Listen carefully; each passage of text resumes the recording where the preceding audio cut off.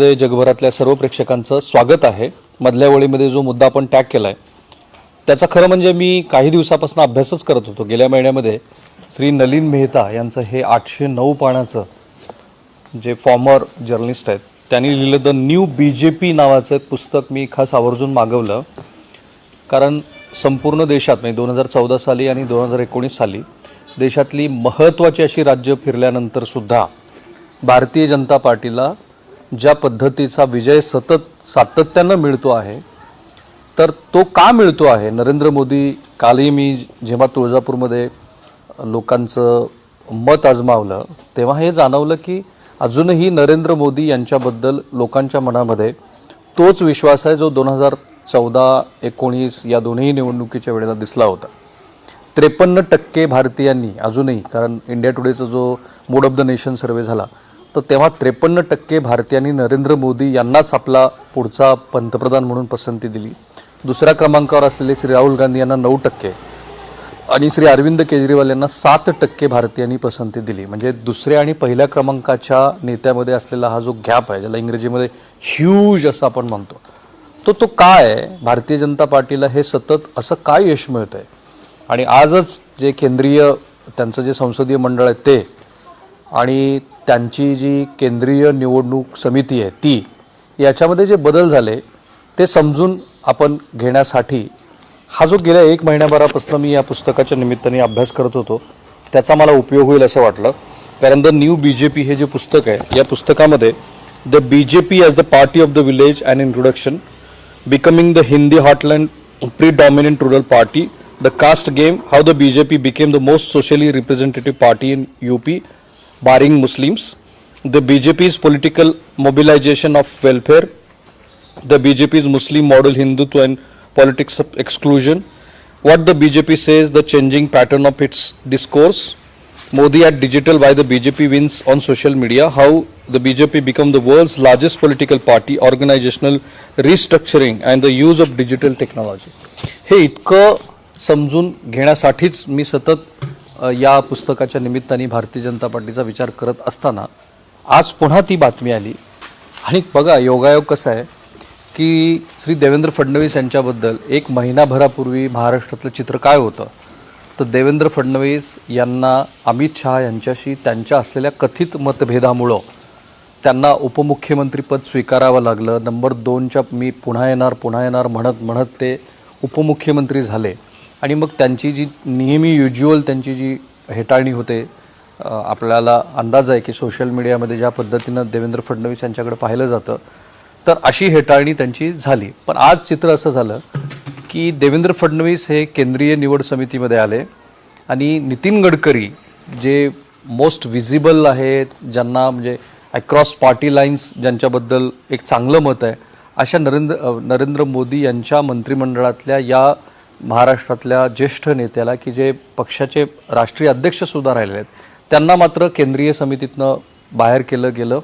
निवडणुकीची जी समिती आहे त्याच्यातनंही ते सध्या नाही आहेत। याचे 2 अर्थ होऊ शकतात। एक म्हणजे त्यांनी स्वतःच अनेक वेळेला असं म्हटलं की मला आता सार्वजनिक जीवनामध्ये ज्या पद्धतीनं त्यांना ज्या काही घडामोडी त्यांच्या आसपास घडत आहेत त्यातनं बहुधा एक प्रकारची विरक्ती आलेली आहे, ती विरक्ती असेल। पण दुसरा जो अर्थ आहे तो अधिक गहन आहे आणि म्हणून तो समजून घेण्यासाठी आपण आज बदल्या ओळीतनं हे जे भारतीय जनता पार्टी नावाचं आपल्यासमोर असलेलं म्हणजे राजकीय पक्षासमोर असलेलं जे मोठं आव्हान आहे विनॅबिलिटीच्या दृष्टीनं, ते समजून घेण्यासाठी मुळात हे सगळे बदल आणि मी ज्या पुस्तकाचा उल्लेख केला तो, तर हे बदल कसे रिफ्लेक्ट होतात आणि 2024च्या निवडणुकीची भारतीय जनता पार्टीनी 19 महिने आधीच कशी तयारी सुरू केलेली हे स्पष्टपणे दिसतं। आणि आपली अडचण अशी आहे की जे लोक भारतीय जनता पार्टीशी संबंधित थेट नाही आहेत ते पण भारतीय जनता पार्टीवरती प्रेम करतात, असे सगळे लोक हे त्यांना नरेंद्र मोदी नावाचा फिनॉमिना इतका मोठा आहे त्यांच्या दृष्टीनं आणि हिंदुत्व आणि बाकी सगळ्या गोष्टी, त्यांना याची गरजच वाटत नाही की त्यांनी भारतीय जनता पार्टीचं जे आत्ताचं स्वरूप आहे ते काय समजून घ्या। पण जे भारतीय जनता पार्टीचे पॉलिटिकल रायव्हलर आहेत किंवा ज्यांना आयडियोलॉजी म्हणून सुद्धा भारतीय जनता पार्टीचे विचार आवडत नाहीत, तेही भारतीय जनता पार्टीला नीट समजून घेत नाहीत। आणि त्यात पत्रकार पण आहेत, विचारवंत पण आहेत, इतर विरोधी पक्षातले राजकीय नेते मंडळी पण आहे, काही अपवाद आहेत। आणि म्हणूनच अडचण अशी होते की अनेक वेळेला असं घडताना दिसतं आपल्याला की भारतीय जनता पार्टीला अपेक्षित यश मिळालं. अगदी 5 राज्यातल्या मागच्या निवडणुका जर बघितल्या आपण तर भारतीय जनता पार्टीला यश मिळणार नाही असं वाटलं असताना भारतीय जनता पार्टीनं तिथे दणदणीत विजय मिळवला. त्याचं कारण जे आहे ते आजच्या सुद्धा निर्णयामध्ये आपल्याला दिसतं. आज काय झालंय बघा, भाजपच्या संसदीय मंडळाची नव्यानं स्थापना करण्यात आलेली आहे. भाजपच्या कार्यकारिणीमध्ये 120 सदस्य आहेत, त्याच्यामध्ये सध्या 80 सदस्य आहेत आणि हे 80 सदस्य म्हणजे कार्यकारी मंडळ जे भाजपचं आहे तेच संसदीय मंडळाची निवड करत असतं. त्याच्यामध्ये 11 सदस्य आहेत. हे जे सदस्य आहेत हे ज्याला आपण डे टू डे फंक्शनिंग किंवा पक्षाचं जे धोरण आहे ते ठरवत असतात. ही पक्षाची सर्वोच्च निर्णय घेणारी संस्था आहे. भाजपच्या संसदीय मंडळात केलेल्या मोठ्या बदलाचा एक भाग म्हणजे आज पक्षाचे माजी अध्यक्ष नितीन गडकरी आणि शिवराज सिंह चौहान की जे मध्य प्रदेशचे अतिशय काय पॉप्युलर वगैरे असे चीफ मिनिस्टर होते. अगदी 2014 पर्यंत त्यांची अशीच देशामध्ये प्रतिमा होती, तर त्यांना वगळण्यात आलेलं आहे. कर्नाटकचे माजी मुख्यमंत्री BS येडियुरप्पा याचा या संसदीय समितीमध्ये समावेश करण्यात आला आहे. पंतप्रधान नरेंद्र मोदी व्यतिरिक्त भाजपच्या संसदीय मंडळाच्या सदस्यामध्ये राजनाथ सिंह, अमित शहा यांच्याबरोबरच जे इतर सदस्य आहेत त्याच्यामध्ये राज्यसभा सदस्य, पक्षाच्या इतर मागासवर्गीय म्हणजे OBC मोर्चाचे राष्ट्रीय अध्यक्ष के लक्ष्मण, अल्पसंख्याक आयोगाचे अध्यक्ष इक्बाल सिंह लालपुरा, पक्षाचे राष्ट्रीय सचिव आणि माजी खासदार सुधा यादव आणि ज्येष्ठ नेते आणि माजी खासदार सत्यनारायण जातिया यांना संसदीय मंडळाचं सदस्य करण्यात आलं. ह्याच्यात भारतीय जनता पार्टीच्या आत्ताच्या यशामध्ये सगळ्यात महत्त्वाच्या काय गोष्टी असतील तर 2 गोष्टी आहेत. एक प्रादेशिक संतुलन आणि दुसरं जातीय संतुलन. या 2 गोष्टीला हा पक्ष अधिक प्राधान्यानं बघतो हे आपण बघितलं. म्हणजे आता संसदीय मंडळापासून ते निवडणुकीच्या त्यांची जी नवीन कार्यकारिणी झालेली आहे ज्याच्यामध्ये केंद्रीय निवडणूक समिती ज्याच्यात 15 सदस्य आहेत, पंजाब, हरियाणा, तेलंगणा, आंध्र प्रदेश, कर्नाटक, आसाम, महाराष्ट्र या सगळ्या राज्यातले प्रतिनिधी या 2 महत्त्वाच्या बॉडीमध्ये आहेत. याशिवाय महिला प्रतिनिधित्व आहे, OBCचं प्रतिनिधित्व आहे आणि जो मॅसेज द्यायचा आहे देवेंद्र फडणवीस सारख्या नेत्याच्या माध्यमातून तोही मॅसेज आहे. आता तो मॅसेज काय आणि काय काय लेवलला BJPला सुद्धा कॉम्प्रोमाइज करावं लागतं तेही आपण बघूया. केंद्रीय मंत्री आणि भाजपचे माजी अध्यक्ष राजनाथ सिंह यांची पुन्हा संसदीय मंडळात वर्णी लागलेली आहे. गंमत अशी आहे, मला आठवतं की राजनाथ सिंह हे जेव्हा पक्षाचे अध्यक्ष होते तेव्हा त्यांनी नरेंद्र मोदी यांना या संसदीय मंडळातनं बाहेर केलं होतं आणि तेच अध्यक्ष असताना पुन्हा 2013 साली नरेंद्र मोदी नावाचा जो झंझावात देशात दिसायला लागला, ते जे विकासाचं गुजरात मॉड्यूल आणि मग गोव्यात झालेली कार्यकारिणीची बैठक वगैरे, तर त्याच्या आधी या राष्ट्रीय कार्यकारिणीमध्ये नरेंद्र मोदी यांचा समावेश राजनाथ सिंह यांनीच केला. त्यांच्याबरोबर अमित शहा यांचा सुद्धा समावेश करण्यात आलेला होता आणि ही इतकी पॉवरफुल बॉडी आहे की तिथून जो मेसेज गेला तो पक्षातल्या सिनियर लोकांनाही गेला आणि जे पक्षाकडं संभावित मतदार होते त्यांनाही गेला, जे नरेंद्र मोदी यांना निवडून आणू इच्छित होते त्यांनाही गेला. आणि म्हणून या संसदीय समितीची आणि निवडणूक समितीचं जे महत्त्व आहे ते हे आहे. तर हे संसदीय मंडळातील सर्वात धक्कादायक चेहरा म्हणजे कर्नाटकचे भाजपचे नेते BS येडियुरप्पा, ज्यांनी गेल्याच वर्षी राज्याच्या मुख्यमंत्री पदाचा राजीनामा दिला आहे. आणि हा जो भारतीय जनता पार्टीतला जो अलिखित नियम आहे ज्याच्यातनं लोकसभेच्या माजी अध्यक्षसुद्धा सुटल्या नाहीत आणि आता बरेच जण मार्गदर्शक मंडळात गेलेले आहेत, पण BS येडियुरप्पा अशा राज्यातनं येतात की ज्या राज्यात पहिल्यांदा दक्षिणेमध्ये कमळ फुललं आणि आता त्या राज्यामध्ये निवडणुका येऊ घातलेल्या आहेत. तिथं लिंगायत समाज हा अतिशय प्रबळ समाज आहे. एकदा येडियुरप्पा यांनी पक्ष सोडून भाजपलाच आव्हान दिलं होतं आणि तिथे भाजपचा पराभव झाला होता. सो हे एक कॉम्प्रोमाइजसुद्धा, ती लवचिकतासुद्धा नरेंद्र मोदी आणि अमित शहा यांच्या नेतृत्वामध्ये आहे की त्यांनी येडियुरप्पा यांना पुन्हा या संसदीय मंडळामध्ये स्थान दिलं की जेव्हा त्यांचं मुख्यमंत्री पद काढून घेतलेलं आहे तिथं जे आत्ता असलेले मुख्यमंत्री आहेत ते आणि येडियुरप्पाचा जो गट आहे तो यांच्यामध्ये फारसं सख्य नाही आहे. एक ऑडिओ क्लिप, कथित ऑडिओ क्लिपसुद्धा काल व्हायरल झालेली आहे. सो हे एक कॉम्प्रोमाइज आहे आणि हेच जोपर्यंत तुम्ही समजून घेणार नाहीत तोपर्यंत भारतीय जनता पार्टीचा जो उदय आहे आणि त्याला जे सतत यश मिळतंय पक्ष म्हणून ते यश आपल्याला लक्षात येणार नाही. 77 वर्षी येडियुरप्पा यांनी पक्षाची अलिखित वयोमर्यादा ओलांडली आहे. येडियुरप्पा काही दिवसापासून नाराज होते, त्यामुळे त्यांना संसदीय मंडळात, हे मीच लिहिलेलं आहे, संसदीय मंडळामध्ये स्थान देऊन त्यांचं समाधान करण्याचा प्रयत्न केला गेला. दुसरं एक कॉम्प्रोमाइज आहे. हेमंता बिस्वा शर्मा की जे आसामचे आरोग्यमंत्री होते पूर्वी, आता मुख्यमंत्री आहेत, त्यांना तेव्हाच मुख्यमंत्री केलं गेलं जेव्हा ते नॉर्थ ईस्टचा एक महत्त्वाचा काँग्रेसचा चेहरा आहे, ते पक्षात आले. त्यांना पक्षात येतानाच भाजपनं आश्वासन दिलेलं असावं की तुम्हाला मुख्यमंत्री करू, तसं ते मुख्यमंत्री पद त्यांना दिलं. आपल्याकडे नारायण राणे हे काँग्रेसमध्ये गेले आणि त्यांना सतत काँग्रेसनी आश्वासन दिलं होतं की आम्ही तुम्हाला मुख्यमंत्री करू वगैरे. पण ज्या हेमंता बिस्वा शर्मा यांना मुख्यमंत्री केलं, ज्यांना हटवून त्यांना मुख्यमंत्री केलं, त्यांना आधी सर्बानंद सोनोवाल यांना आधी केंद्रामध्ये मंत्री केलं आणि नंतर आता त्यांना केंद्रीय समितीमध्ये सुद्धा, केंद्रीय निवडणूक समितीमध्ये स्थान देण्यात आलंय. यासोबत भाजपचे जे सरचिटणीस आहेत अरुण सिंह यांनी जे आत्ताच प्रसिद्धीपत्र काढले, त्याच्यामध्ये जी नवीन केंद्रीय निवडणूक समिती घोषित केली आहे त्याच्यामध्ये JP नड्डा अध्यक्ष, नरेंद्र मोदी, राजनाथ सिंह, अमित शहा, BS येडियुरप्पा, सर्बानंद सोनोवाल, K लक्ष्मण, इकबाल सिंह लालपुरा, सुधा यादव, सत्यनारायण जातिया, भूपेंद्र सिंह, देवेंद्र फडणवीस, ओम माथुर, BL संतोष आणि श्रीमती बंटी श्रीनिवास यांचा समावेश करण्यात आलेला आहे. आता ही जी राष्ट्रीय कार्यकारिणीची जी राष्ट्रीय कार्यकारिणी आहे तीच मी मगाशी म्हणालो तसं संसदीय मंडळाची नियुक्ती करते आणि मग हीच राष्ट्रीय कार्यकारिणी ही निवडणूक समितीची सुद्धा घोषणा करत असते.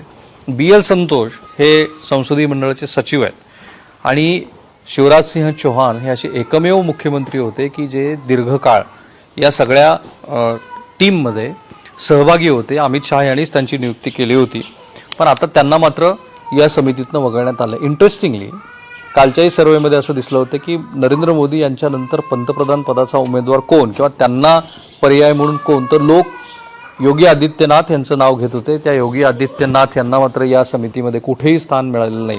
इनफॅक्ट एकाही मुख्यमंत्र्याला या समितीमध्ये स्थान मिळालेलं नाही. आणि म्हणून मी म्हटलं की भारतीय जनता पार्टी जर समजून घ्यायची असेल तर या पक्षाशी निगडीत असलेली प्रत्येक छोटी मोठी गोष्ट तुम्हाला बघायला लागेल.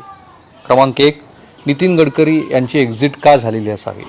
नितीन गडकरी हे कधीही म्हणजे नरेंद्र मोदी यांचं जे इलेव्हेशन आपण ज्याला म्हणतो ते झालं त्याच्या काही काळ आधी जर तुम्हाला आठवत असेल तर ते ज्या व्यवसायाशी निगडीत आहे त्या पूर्ती समूहाच्या काही बातम्यासुद्धा माध्यमामध्ये आल्या होत्या. ही सतत चर्चा तेव्हाही होती, आजही आहे. भलेही त्याचा उघडपणे कोणीही इन्कार केलेला असला किंवा होकारही दिलेला नसला, श्री नितीन गडकरी यांचे आणि केंद्रीय पातळीवरती असलेल्या 2-3 सर्वोच्च नेत्यांचे, ज्याच्यात नरेंद्र मोदी आणि अमित शहा यांचं फारसं सख्य नाही आहे. आणि ते सख्य नाही आहे म्हणूनच जी कोर कमिटी असते, जी पंतप्रधानाची जी कोर कमिटी असते त्याच्यात ज्या 5-6 मंत्र्यांचा समावेश होतो, ज्याला कोर कमिटी म्हणतात, त्याच्यातही नितीन गडकरी नाही आहेत. ते मागच्या वेळेलाही नव्हते आणि आता तर त्यांना पक्षाच्या महत्त्वाच्या सगळ्या समित्यातनं जवळपास बाहेर करण्यात आलेलं, म्हणजे ते आता मार्गदर्शन मंडळामध्ये सुद्धा नाही आहे.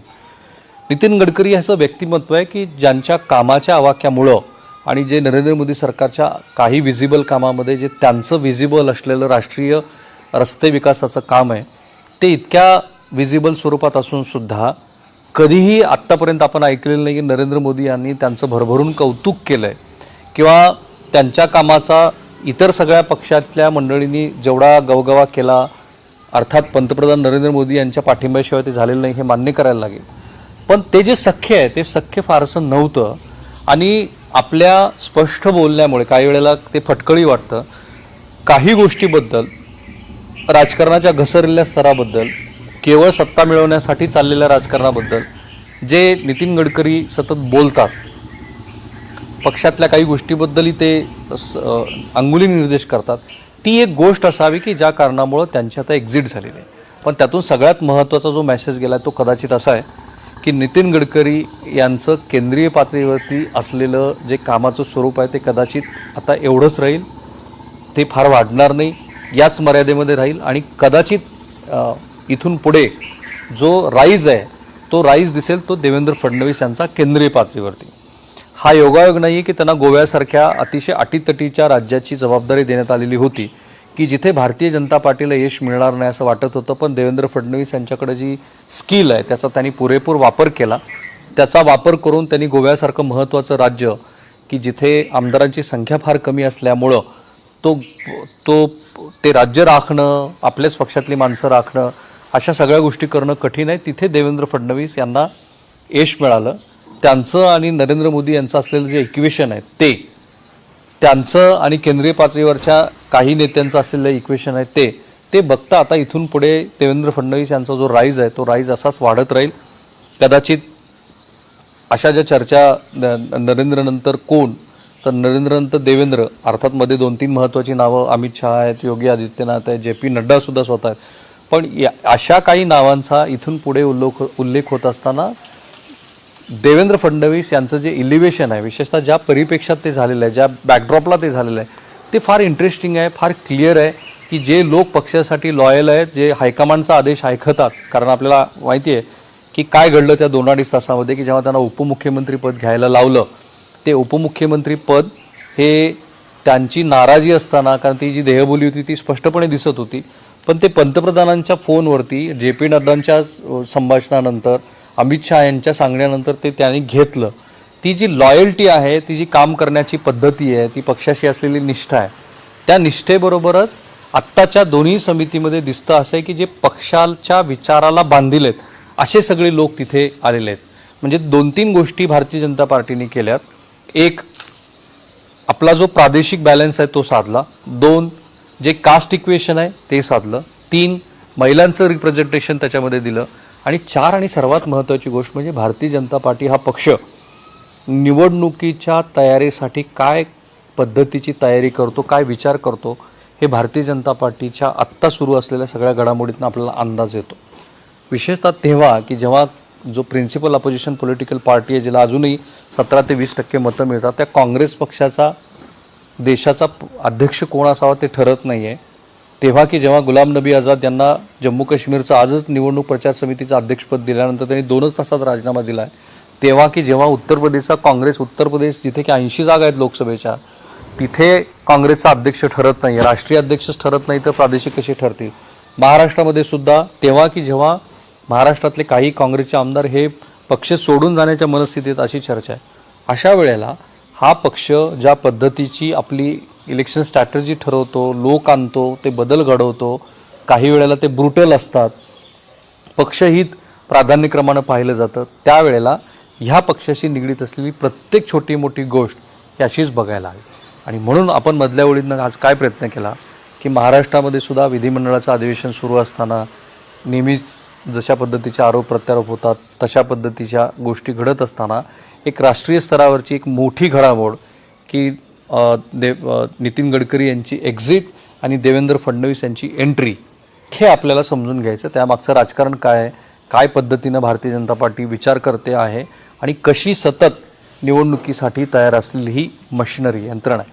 एक जाता जाता मुद्दा, माझे काही भारतीय जनता पार्टीशी म्हणजे सगळ्याच पक्षात आपले मित्र असतात, तसे काही जिल्हाध्यक्ष मित्र आहेत, तर ते नेहमी असं म्हणतात की या पक्षामध्ये जो जिल्हाध्यक्ष किंवा पक्षाचा पदाधिकारी असतो तो अक्षरशः एखाद्या कॉर्पोरेट कंपनीमध्ये जशा पद्धतीनं सतत काम अव्याहत सुरू असतं तशा पद्धतीनं तो काम करतो. एका पाठोपाठ एक कार्यक्रम, एका पाठोपाठ एक गोष्टी घडत असतात. जोपर्यंत तुम्ही भारतीय जनता पार्टी काय आहे, काय पद्धतीनं फंक्शन करते हे समजून घेत नाहीत, तिथल्या छोट्या छोट्या गोष्टीकडे तुम्ही बारकाईनं बघत नाहीत, तोपर्यंत नरेंद्र मोदी नावाचा जो फिनॉमिना आहे आणि भारतीय जनता पार्टीचा जो राईज आहे तो तुम्हाला तसा समजणार नाही. तो थांबूया आपण इथे. इथूनही आपण पुढे प्रयत्न करणार आहोत. बऱ्याच जणांना असं वाटतं की हे असे भारतीय जनता पार्टीबद्दल बोललो की आपण भारतीय जनता पार्टीचे असतो, त्यांच्या विरोधातल्या गोष्टी सांगितल्या की मग त्यांच्या विरोधात असतो. असं नाही आहे. पत्रकारिता ही ऑब्जेक्टिव्हली झाली पाहिजे. प्रत्येक गोष्ट तुम्ही ऑब्जेक्टिव्हली बघा, कारण तुम्हाला मला ते समजून घेतल्याशिवाय, वेगळ्या पद्धतीनं त्याकडं पाहिल्याशिवाय, कुठल्याही दूषित दृष्टिकोनातून न पाहता त्याकडं बघितल्याशिवाय तुम्हाला तुमच्या समोरचं जे पाणी आहे ते नितळ होणारच नाही, स्वच्छ होणारच नाही. सो थांबूया आपण इथे. माझे आणि ABP माझाचे जेवढे म्हणून सोशल मीडिया अकाउंट्स आहेत ते सगळे फॉलो करायला लागा, कमेंट करा. तुमच्या चांगल्या महत्त्वाच्या कन्स्ट्रक्टिव्ह कमेंट्सचं स्वागत आहे. ABP माझा, उघडा डोळे बघा नीट.